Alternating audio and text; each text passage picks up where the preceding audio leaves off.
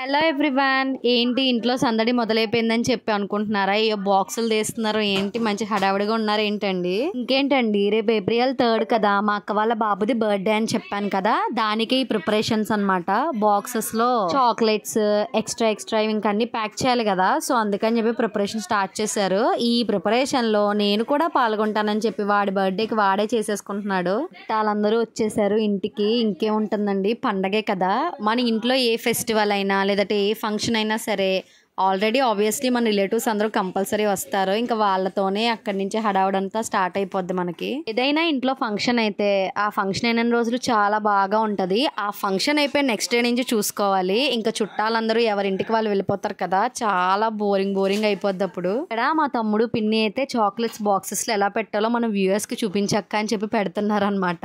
ఒక్కళ్ళు ఒక్కొక్క హడావిడిలో ఉన్నారు. ఇంకో పక్క అయితే మా అమ్మ వంట చేస్తుంది. మరి వచ్చిన వాళ్ళందరూ మొక్క పెట్టాలి కదండి, సో అందుకని చెప్పి ప్రిపరేషన్స్ అనమాట. సీరియస్ గా చికెన్ కర్రీ ప్రిపేర్ చేసేస్తుంది అమ్మ.